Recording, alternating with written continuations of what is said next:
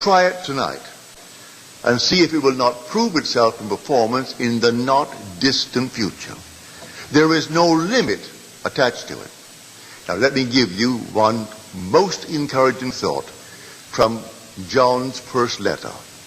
We know that whatever we ask, and no matter what it is, whatever we ask of him, it will be accomplished. But who is the one of whom I ask? We know that no matter what it is in this world that we ask of him, it will be accomplished. You want it? The 5th chapter, the 15th verse of John's first letter. We know it. Do you really know it? Well, how do I ask? Well, I ask of him. Well, he is my imagination. I bring before my mind's eye a scene which would imply that I am the one that I want to be, or that my friend or others are as I would like them to be. I try to confine it within the framework of the golden rule. That is, doing unto others what I would love them to do unto me, and not to go outside of that rule. It's just an easy thing to practice. Would I like the good that I ask of them? Yes. Like it for myself? All right, then ask it for them. Bring them before your mind's eye and dare to assume that what you are seeing in your mind's eye is true. Now there is a definite technique to it. A simple technique. If I can share with you what I do, and it works, I bring them into my mind's eye and I work myself up into an emotional state. It's like a peculiar rhythm. I breathe in and breathe out and breathe in and breathe out, and suddenly I reach a certain point, and then one deep inhalation as though I'm setting it up in a time exposure before my own mind. I set it up and all of a sudden I have a deep inhalation and every pore of my being explodes. And then I do nothing beyond that. It's taking that scene and setting it up in a time exposure before the eternal event. And then I explode it and then let life develop it.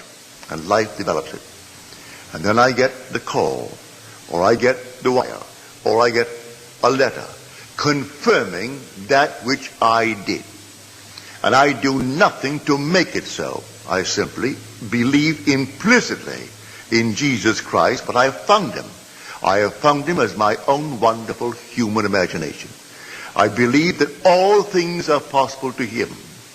He has ways and means that the mortal mind knows not of.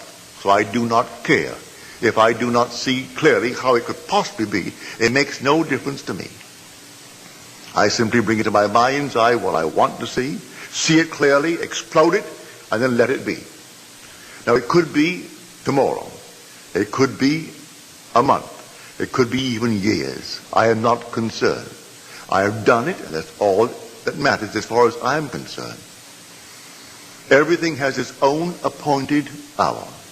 See the vision? That was my vision. The vision has its own appointed hour. It ripens. It will flower. If it be long, wait. It is sure, and it will not be late. A little chicken, 21 days. A man, 9 months. A horse, 12 months. A little lamb, 5 months. And there's a time interval between that impregnation and the actual embodiment of that state. And I do not know the time intervals. I only know that all I do it. And if that time interval is a day, well, it's a day. If it's going to be a month, let it be a month. I do not know the time intervals between my vision of you being the one that you want to be and you becoming that which I have assumed that you are. I do not know the time interval. But I tell you, it works. Now, before we go into the silence, let me once more try to explain this simple technique. You will have to practice it and use your own rhythm. You don't have to be in church to do it. You can be sitting here tonight. You can be at home listening to nice music. You can be simply relaxing with a drink. It doesn't matter what you're doing and where you are, but want to do it. Get into a lovely, quiet, relaxed frame. No so-called holy attitude. Forget that. You're holy when you're in love. God is love. So you would love it for someone else.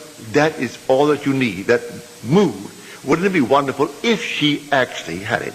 If he had it? If they had it? Also, you know exactly what you want now.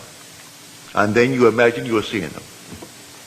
You can see them in your mind's eye and see them vividly. And then breathe yourself into a rhythm. They're telling you that they have it. And you're getting yourself worked up emotionally because they're telling you that they have exactly what you know they would want in this world. And then you reach a certain point and you explode. Something actually goes out of you. It's power. You work yourself up into a certain emotional state and then suddenly you explode. And you feel everything go out. And you cannot repeat it. There's no desire to repeat it. It was an actual psychic, sexual act. But there's no physical act. There is no evidence of any physical act. But it's the same thrill that you would were it a physical act. Work yourself right up into that state and then let it go. And do not raise one finger to make it so, any more than you would after impregnation.